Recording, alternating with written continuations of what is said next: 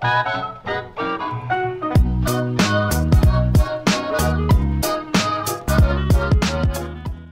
YouTube, my name is Nero. Today we have some more Call of Duty Black Ops 3, playing some multiplayer here on the PC. I had a lot of fun doing my video a couple of days ago playing Black Ops 3 here, so I figured I'd go back and play a little bit more today, and I had a lot of fun. So hopefully you guys will sit back, relax, and enjoy the gameplay while we go over some very interesting news and information regarding Call of Duty World War II. So Sledgehammer Games had a piece written in a magazine called Edge Magazine. Now it's a video game magazine for those that don't know. I certainly did not know about it. I mean, who reads magazines anymore?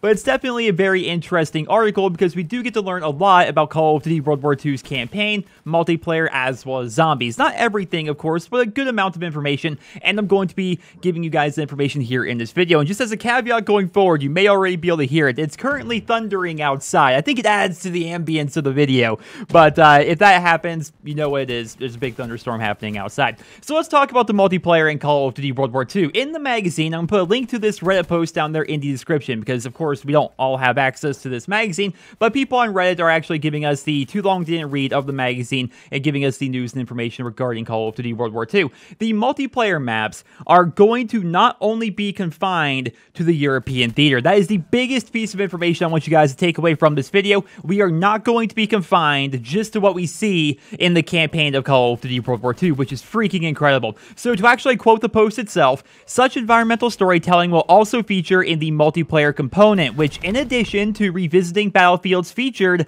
in the single-player campaign, will also expand to different fronts. Ladies and gentlemen, we may actually see some Pacific Theater things in Call of Duty World War II. This opens up the possibility for Wake Island, Bacon Atoll, Iwo Jima, stuff like that, but of course also the Russian side of things, which would definitely make it so we can actually have Russian and Japanese, basically other factions that participated in World War II, their weapons now have a possibility to be in Call of Duty World War II. It's not just going to be, you know, all American, German, with some French sprinkled in their weaponry. We're actually going to have potentially a lot of different weapons. This definitely opens up the diversity a little bit, and I'm very, very happy about that. When discussing the actual multiplayer itself, talking about the pace, they say, it's the fast-paced experience that you're used to, and gritty and visceral, but certainly the boost and thrust and abilities that we introduced in Advanced Warfare, and you see in other games that are around, future technology and exoskeletons are just not appropriate for this game. You can imagine trying to find a balance where it feels strategic and appropriate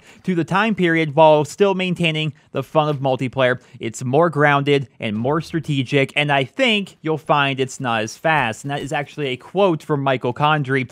This sounds freaking incredible, guys. I cannot wait for E3. E3 is right around the corner. Of course, Call of Duty World War II's multiplayer is going to be playable at this year's E3, so we're going to be learning so much about it.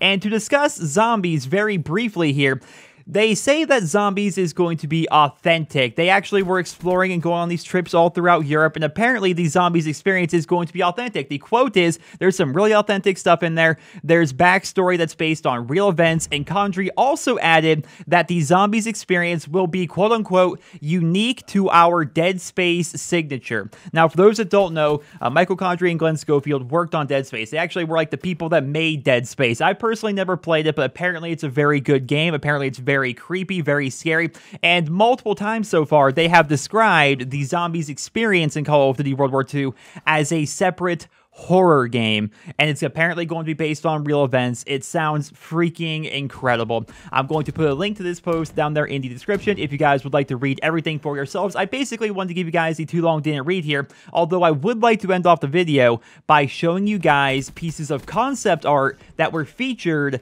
in Edge Magazine. This is going to be of Germany, and I know a lot of people are going to be hyper-focusing on those crosses, but that's going to be of Germany. That's a bit of concept art for you all. This is going to be of Normandy, and this is going to be, they didn't really specifically say exactly where this is, but of course, it's a cool piece of concept art. It looks freaking incredible. So ladies and gentlemen, thank you guys so much for watching. That's all I have for you guys here in this video. I hope you guys will enjoy the rest of your Sunday. I cannot wait for E3. It's at the point, man, I want to learn so much more about Call of Duty World War II, and I am so excited to know that we are going to, at the very least, have multiplayer maps that are not just going to be 100% inspired from the campaign. This opens up the possibility again for Stalingrad, and stuff in the Pacific Theater, which is stuff that I personally would love to see. I want to have a couple of island maps. I want a Stalingrad map. I would love to see some Japanese and Russian weapons in the multiplayer, specifically the Mosin Nagant.